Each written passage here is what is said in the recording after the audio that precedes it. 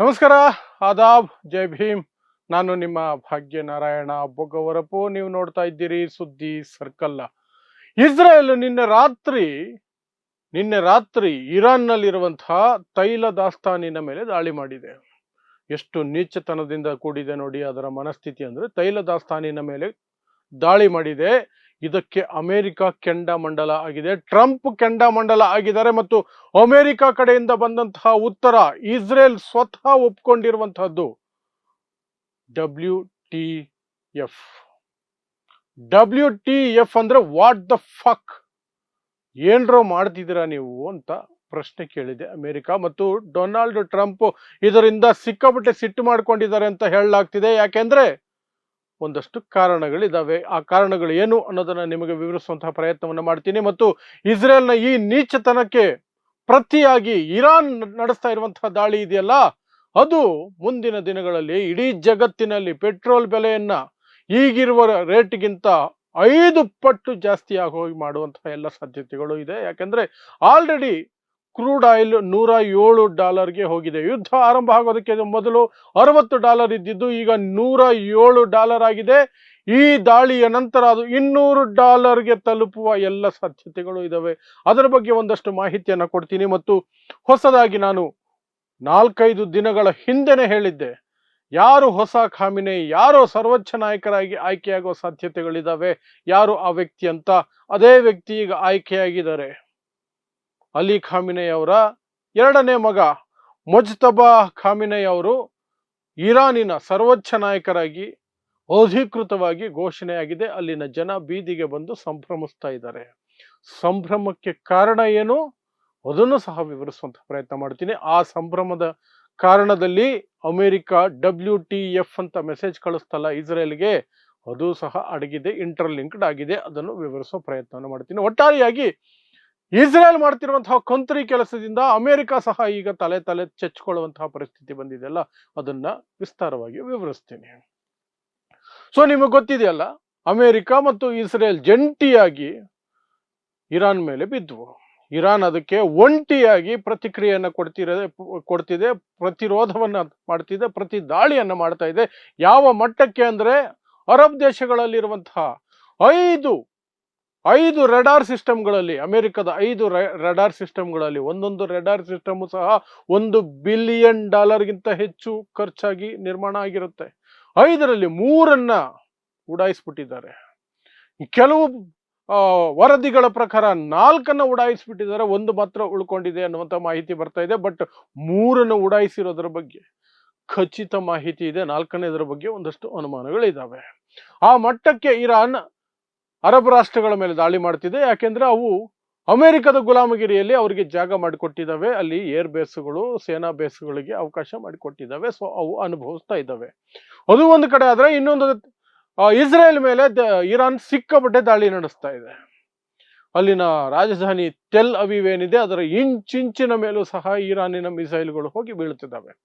ಅಂದ ಮಾತ್ರಕ್ಕೆ ಈ ಕಡೆ ಇರಾನ್ ಏನ್ ನೆಮ್ಮದಿಯಾಗಿದೆ ಅಂತ ಹೇಳ್ತಿಲ್ಲ. ಇರಾನ್ ಅದರ ರಾಜಧಾನಿ ತೆಹರಾನ್ ಧ್ವಂಸ ಆಗಿ ಹೋಗ್ತಾ ಇದೆ. ಯಾಕೆಂದ್ರೆ ಅಮೆರಿಕ ಮತ್ತು ಇಸ್ರೇಲ್ ಜಂಟಿಯಾಗಿ ಅದನ್ನ ಮಾಡ್ತಿರುವಂತಹದ್ದು, ಮತ್ತೆ ಅದಕ್ಕೆ ಬೇರೆ ಬೇರೆ ರೀತಿಯಾದಂತಹ ಸಹಾಯಗಳು ಹಿನ್ನೆಲೆಯಲ್ಲಿ ನಡೀತಾ ಇರ್ತವೆ. ಸೊ ಇರಾನ್ ಮತ್ತು ಅದರ ರಾಜಧಾನಿ ತೆಹರಾನ್, ಅದಕ್ಕೂ ಸಹ ದೊಡ್ಡ ಮಟ್ಟದ ನಷ್ಟ ಆಗ್ತಿದೆ. ಇದರ ನಡುವೆ ನಿನ್ನೆ ಬಂದಂತಹದ್ದು ಸುದ್ದಿ ಏನು ಅಂದ್ರೆ, ತೆಹರಾನ್ ನಲ್ಲಿ ಇರುವಂತಹ ಅತಿ ದೊಡ್ಡ ತೈಲ ಸಂಗ್ರಹಗಳಲ್ಲಿ 3 ಸಂಗ್ರಹಗಳ ಮೇಲೆ ಇಸ್ರೇಲ್ ಮಿಸೈಲ್ ಅನ್ನ ಹಾಕ್ಬಿಡ್ತು. ಇರಾನ್ ಕೆಂಡಾಮಂಡಲ ಆಗಿ ಸ್ಟೇಟ್ಮೆಂಟ್ ಕೊಡ್ತು, ನಾವು ಇಂಥ ನೀಚತನವನ್ನ ಮಾಡಿಲ್ಲ, ಇಲ್ಲಿಯವರೆಗೆ ನಾವು ಮಿಲಿಟರಿ ಬೇಸ್ಗಳನ್ನ ಮಾತ್ರ ಟಾರ್ಗೆಟ್ ಮಾಡಿ ಅಟ್ಯಾಕ್ ಮಾಡ್ತಿರೋದು, ನೀವೆಂತಹ ಕಂತ್ರಿಗಳು ನೋಡಿ, ತೈಲ ದಾಸ್ತಾನಿನ ಮೇಲೆ ಬೆಂಕಿ ಹಾಕುವಂಗೆ ಮಾಡಿದ್ದೀರಿ, ಅದರ ಮೇಲೆ ನೀವು ಮಿಸೈಲ್ ಅನ್ನ ಹಾಕಿದಿರಿ. ಈಗ ಬೆಂಕಿ ಯಾವ ಮಟ್ಟಕ್ಕೆ ಹಬ್ಬಿದೆ ಅಂದ್ರೆ ಆಸಿಡ್ ಮಳೆ ಆಗುತ್ತೆ ಇನ್ನೊಂದು 2 ದಿನದಲ್ಲಿ ಅಂತ ಹೇಳಲಾಗ್ತಿದೆ. ಯಾಕಂದ್ರೆ ಅಷ್ಟು ದೊಡ್ಡ ದಾಸ್ತಾನಿನ ಮೇಲೆ ಮಿಸೈಲ್ ಹಾಕಿದ್ದಾರೆ.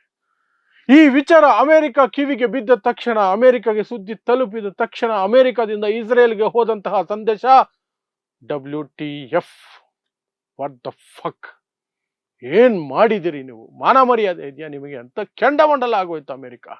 ಯಾಕೆಂದ್ರೆ ತೈಲ ದಾಸ್ತಾನುಗಳ ಮೇಲೆ ದಾಳಿ ಮಾಡೋದ್ರಿಂದ ಇಡೀ ಜಗತ್ತಿನಲ್ಲಿ ತೈಲ ಉತ್ಪಾದನೆಯಲ್ಲಿ ಮತ್ತು ತೈಲ ಸರಬರಾಜಿನಲ್ಲಿ ಅದರ ಬೆಲೆಯಲ್ಲಿ ಸಿಕ್ಕಾಪಟ್ಟೆ ಏರುಪೇರಾಗಿ ಎಲ್ಲ ಎಕಾನಮಿಗಳು ತರ ಅಂತ ಪತರಗುಟ್ಟಿ ಹೋಗ್ತವೆ. ಭಾರತದ BSE ಸೆನ್ಸೆಕ್ಸ್ ಇವತ್ತು 30 ಲಕ್ಷ ಕೋಟಿ ರೂಪಾಯಿಗಳನ್ನು ಕಳ್ಕೊಂಡಿದೆ. ಹೂಡಿಕೆದಾರರ 30 ಲಕ್ಷ ಕೋಟಿ ರೂಪಾಯಿಗಳು ನಾಶ. ಶೇರ್ ಮಾರ್ಕೆಟ್ ಹಾಗೆ ಮುಳುಗಿದೆ. ಇವತ್ತು ಬ್ಲಡ್ ಬಾತ್ ಆಗಿದೆ ಮುಂಬೈ ಶೇರ್ ಮಾರ್ಕೆಟ್ ಅಲ್ಲಿ. ಯಾಕೆ? ಈ ಕಾರಣಗಳಿಗಾಗಿಯೇ. ಇಸ್ರೇಲ್ಗೆ ಎಷ್ಟು ದುರಹಂಕಾರ ಮತ್ತು ಎಷ್ಟು ಗಾಂಚಲಿ ಅಂದ್ರೆ, ಏನ್ ಬೇಕಾದ್ರೂ ಮಾಡ್ತೀನಿ ನಾನು, ಯಾರನ್ನ ಬೇಕಾದ್ರೂ ಕೊಂದು ಬಿಡ್ತೀನಿ, ಯಾರನ್ನ ಬೇಕಾದ್ರೂ ನಾಶ ಮಾಡ್ಬಿಡ್ತೀನಿ, ನಾನು ಒಬ್ನೇ ಉಳಿಬೇಕು ಅನ್ನುವಂತಹ ದುರಹಂಕಾರ. ಕೊನೆಗೆ ಇದು ಎಂಥ ನಾಶಕ್ಕೆ ಹೋಗುತ್ತೆ ಅನ್ನೋದು ಅದಕ್ಕೆ ಗೊತ್ತೇ ಆಗಲ್ಲ, ಅಥವಾ ಗೊತ್ತಿದ್ರು ಬೇಕು ಅಂತ ಮಾಡುತ್ತೆ. ಇಸ್ರೇಲ್ಗೆ ಯಾವಾಗ ಅಮೆರಿಕ WTF ಅಂತ ಮೆಸೇಜ್ ಕಳಿಸ್ತೋ, ಸ್ವತಃ ಟ್ರಂಪ್ ಬಂದು ಇದು ಮೂರ್ಖತನ, ಈ ರೀತಿ ಮಾಡಬಾರ್ದಾಗಿತ್ತು ಇಸ್ರೇಲ್ ಅಂತ ಸಿಟ್ಟು ಮಾಡ್ಕೊಂಡ್ರು. ಮತ್ತು ಏನು we don't think it was A good idea ಅಂತ ಸ್ಟೇಟ್ಮೆಂಟ್ ಅನ್ನ ಅಮೆರಿಕ ಅಧಿಕೃತವಾಗಿ ಕೊಡ್ತು. ಆ ನಂತರ ಇಸ್ರೇಲ್ ಹೇಳುತ್ತೆ ಈ ದಾಳಿಯ ಬಗ್ಗೆ ಅಮೆರಿಕಾಗೆ ಮೊದಲೇ ಮಾಹಿತಿ ಕೊಟ್ಟಿದ್ವಿ ಅಂತ.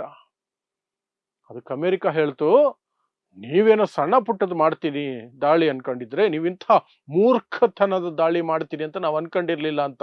ಅಮೆರಿಕ ಯಾಕೆ ಇಷ್ಟು ಸಿಟ್ಟಾಗಿದೆ, ಯಾಕೆ ಟೆನ್ಷನ್ ಆಗಿದೆ? ಇರಾನ್ನ ತೈಲ ಸಂಗ್ರಹ ಸುಟ್ಟು ಹೋಗ್ತಿರೋದು ಅಂದ್ರೆ ಅಮೆರಿಕಗಿರುವ ಭಯನೇ ತೈಲ ಬೆಲೆಗಳಲ್ಲಿ ಆಗಬಹುದಾದಂತಹ ಸಿಕ್ಕಾಪಟ್ಟೆ ಏರುಪೇರು ಆಗ್ಬಿಡುತ್ತೆ. ತೈಲ ದಾಸ್ತಾನುಗಳ ಬಗ್ಗೆ, ಅದಕ್ಕೆ ಪ್ರೊಡಕ್ಷನ್ ಎಲ್ಲ ರೀತಿಯಿಂದ ಸಲಹ ಎಫೆಕ್ಟ್ ಆಗ್ಬಿಡುತ್ತೆ ಇರಾನ್ ಮಾಡಿದ್ರೆ. ಯಾಕಂದ್ರೆ ಇರಾನ್ ಅದೇ ರೀತಿ ರಿಫೈನರಿಗಳನ್ನ ಈಗ ಟಾರ್ಗೆಟ್ ಮಾಡೇ ಮಾಡುತ್ತೆ. ಬಹ್ರೇನಲ್ಲಿ ಮಾಡಿದೆ. ಬಹ್ರೇನ್ನ ಗವರ್ನಮೆಂಟ್ ತೈಲ ದಾಸ್ತಾನಿನ ಮೇಲೆ ಇರಾನ್ ದಾಳಿ ಮಾಡಿದೆ. ಯಾಕಂದ್ರೆ ಇಸ್ರೇಲ್ ಇಂತಹ ಕಂತ್ರಿ ಕೆಲಸ ಮಾಡಿದ ಕಾರಣಕ್ಕಾಗಿ ಅಲ್ಲಿ ಈಗ ಹೊತ್ತಿ ಉರಿತಾ ಇದೆ. ಸೊ ತೈಲ ಬೆಲೆಗಳು ಆಕಾಶಕ್ಕೆ ಹೋಗ್ತವೆ. ಆಲ್ರೆಡಿ $107 ಇವತ್ತಿನ ಬೆಲೆ. ಕ್ರೂಡ್ ಆಯಿಲ್ $60 ಇತ್ತು ಯುದ್ಧ ಆರಂಭಕ್ಕೂ ಮೊದಲು. ಒಂದೇ ವಾರದಲ್ಲಿ ಡಬಲ್ ಆಗಿದೆ ಆಲ್ಮೋಸ್ಟ್. ಇದೇ ರೀತಿ ಮುಂದುವರೆದ್ರೆ $200 ಆಗ್ಬಿಡುತ್ತೆ ಇನ್ನು ಒಂದು ವಾರದಲ್ಲಿ ಅಂತ ಹೇಳಲಾಗ್ತಿದೆ. ಇನ್ನು ಈ ಯುದ್ಧ ಏನಾದ್ರು ಪ್ರೊಲಾಂಗ್ ಆಗಿ ತುಂಬಾ ಉದ್ದ ಹೋದ್ರೆ, 2-3 ತಿಂಗಳು 6 ತಿಂಗಳವರೆಗೂ ಹೋದ್ರೆ, ಈಗಿರುವ ಪೆಟ್ರೋಲ್ ರೇಟ್ ಇದೆಯಲ್ಲ ಅದರ 5 ಪಟ್ಟು ಆಗೋ ಸಾಧ್ಯತೆಗಳಿದೆ ಅಂತ ಹೇಳಲಾಗ್ತಿದೆ. 5 ಪಟ್ಟಿನವರೆಗೆ ಹೋಗಬಹುದು ಅಂತ. ಯಾಕಂದ್ರೆ ಆಲ್ಮೋಸ್ಟ್ ಎಲ್ಲ ತೈಲ ಸಂಗ್ರಹಗಳು, ತೈಲ ದಾಸ್ತಾನುಗಳು ಸಹ ಒಂದೋ ಸ್ಥಗಿತ ಆಗ್ತಿದ್ದಾವೆ ಪ್ರೊಡಕ್ಷನ್, ಇನ್ನೊಂದು ಇರೋ ದಾಸ್ತಾನುಗಳು ತುಂಬಿ ಹೋಗಿ ಹೊಸ ದಾಸ್ತಾನನ್ನ ತೆಗೆಯೋದಕ್ಕೆ, ಹೊಸ ಪ್ರೊಡಕ್ಷನ್ಗೆ ಅಲ್ಲಿ ಜಾಗ ಇಲ್ಲ ಶೇಖರಣೆ ಮಾಡಿ ಇಟ್ಕೊಳ್ಳೋದಕ್ಕೆ. ಯಾಕಂದ್ರೆ ಹೊರ್ಮುಸ್ ಸ್ಟ್ರೈಟ್ ಅನ್ನ ಬ್ಲಾಕ್ ಮಾಡಿ ಕೂತಿದೆ ಇರಾನ್. ಅಲ್ಲಿಂದ ಒಂದು ಶಿಪ್ ಮೂವ್ ಆದ್ರೂ ನಾವು ಮಿಸೈಲ್ ಹಾಕಿ ಉಡಾಯಿಸ್ತೀವಿ ಅಂತ ಹೆದರ್ಸ್ಬಿಟ್ಟಿದೆ. ಯಾರು ಮೂವ್ ಆಗಂಗಿಲ್ಲ. ಅದು ಇರಾನ್ನ ಕೈಯಲ್ಲಿದೆ. ಅದು ಒಂದು ಭಯ. ಸೊ ತೈಲ ಮಾರುಕಟ್ಟೆ ಏನಾಗುತ್ತೆ, ಇಡೀ ಶೇರ್ ಮಾರ್ಕೆಟ್ಗಳು ಏನಾಗ್ತವೆ ಅನ್ನುವಂಥದ್ದು ಭಯ ಒಂದಾದ್ರೆ ಅಮೆರಿಕಾಗೆ. ಇನ್ನೊಂದು ಭಯ ಅಮೆರಿಕಾಗಿರೋದು ಇಸ್ರೇಲ್ ಮಾಡಿದ ಈ ಕಂತ್ರಿ ಕೆಲಸದಿಂದ ಏನು ಅಂದ್ರೆ, ಇರಾನಿನ ಜನರಲ್ಲಿ ಸ್ವಲ್ಪ ಜನ ಆದರೂ ಈ ಸರ್ಕಾರ ಹೋಗಬೇಕು, ಖಾಮಿನಿ ಆಡಳಿತ ಮುಗಿದು ಹೋಗಬೇಕು, ಈ ರೀತಿದು ಬೇಡ, ಬೇರೆ ಸರ್ಕಾರ ಬೇಕು ಅಂತ ಅಮೆರಿಕ ಪರ ಇದ್ದ ಮನಸ್ಸುಗಳು ಸಹ ಯಾವಾಗ ಅವರದೇ ನೆಲದ ಮೇಲೆ ಅವರ ಆಸ್ತಿ ಈ ರೀತಿ ಸುಟ್ಟು ಹೋಗ್ತಾ ಇದೆಯೋ ಅದನ್ನ ನೋಡಿ ಎಲ್ಲರೂ ಅಮೆರಿಕ ವಿರೋಧಿಗಳು ಇಸ್ರೇಲ್ ವಿರೋಧಿಗಳಾಗ್ಬಿಡ್ತಾರೆ. ಅವ್ರಿಗಿದ್ದಂತಹ 10-12% ಅಥವಾ 20% ಸಪೋರ್ಟ್ ಏನಿದೆಯಲ್ಲ ಅದು ನಾಶವಾಗಿ ಹೋಗುತ್ತೆ. ಇರಾನ್ ಒಗ್ಗಟ್ಟಾಗಿ ಅಮೆರಿಕ ಮತ್ತು ಇಸ್ರೇಲ್ ವಿರುದ್ಧ ನಿಂತ್ಕೊಳ್ಳುತ್ತೆ ಅನ್ನೋ ಭಯ ಅಮೆರಿಕನ್ ಕಾಡ್ತಾ ಇದೆ. ಈಗ 2 ರೀಸನ್. ಒಂದು, ಮಾರುಕಟ್ಟೆಗಳು, ತೈಲ ಸರಬರಾಜು, ತೈಲ ದಾಸ್ತಾನು ಎಲ್ಲ ಎಫೆಕ್ಟ್ ಆಗ್ಬಿಡುತ್ತೆ. ಇನ್ನೊಂದು, ಇರಾನಿನ ಜನ ಸಂಪೂರ್ಣವಾಗಿ ಒಗ್ಗಟ್ಟಾಗಿ ಒಂದು ಕಡೆಗೆ ನಿಂತ್ಕೊಂಡ್ಬಿಡ್ತಾರೆ, ತನ್ನ ಸರ್ಕಾರದ ಪರ ನಿಂತ್ಕೊಂಡ್ಬಿಡ್ತಾರೆ. ಅಮೆರಿಕ ಮತ್ತು ಇಸ್ರೇಲ್ಗೆ ಧಿಕ್ಕಾರಗಳನ್ನು ಹೋಗೋಕೆ ಶುರು ಮಾಡ್ತಾರೆ. ಯಾವ ಸಣ್ಣ ಅಮೌಂಟ್ ಆಫ್ ಪೀಪಲ್, ಸಣ್ಣ ಗುಂಪುಗಳು ಯಾರು ಆ ಇರಾನಿನ ಆಡಳಿತದ ವಿರುದ್ಧ ಇದ್ರು, ಅವರು ಸಹ ಇವಾಗ ಅಮೆರಿಕ ಮತ್ತು ಇಸ್ರೇಲ್ ವಿರುದ್ಧ ಆಗ್ತಾರೆ ಅನ್ನುವಂಥದ್ದು ಅಮೆರಿಕಾಗಿರುವಂತಹ ಭಯ. ಸೊ ಈ ರೀತಿಯಾಗಿ ನಿರಂತರವಾಗಿ ಏನು ಇರಾನ್ ದಾಳಿ ನಡೆಸ್ತಿದ್ರು ಸಹ ಅದು ಕೇವಲ ಆರ್ಮಿ ಬೇಸ್ಗಳನ್ನ, ವಾಯು ನೆಲೆಗಳನ್ನ ಟಾರ್ಗೆಟ್ ಮಾಡ್ತಿದ್ರೆ, ಇಸ್ರೇಲ್ ತನ್ನ ಕಂತ್ರಿ ಬುದ್ಧಿಯನ್ನ ತಾನು ಏನು ಬೇಕಾದ್ರೂ ಮಾಡಬಹುದು ಅನ್ನುವಂಥದ್ದು, ಮತ್ತು ಅಮೆರಿಕ ಅನ್ನುವಂತಹ ಇನ್ನೊಂದು ನಾನ್ಸೆನ್ಸ್ ದೇಶ ಇದೆ, ಅದು ನನ್ನ ಸಪೋರ್ಟ್ಗೆ ನಿಲ್ಲುತ್ತೆ ಅನ್ನುವಂತಹ ಮೊಂಡು ಧೈರ್ಯದಲ್ಲಿ ಇರಾನಿನ ತೈಲ ದಾಸ್ತಾನಿನ ಮೇಲೆ ದಾಳಿ ಮಾಡಿದೆ.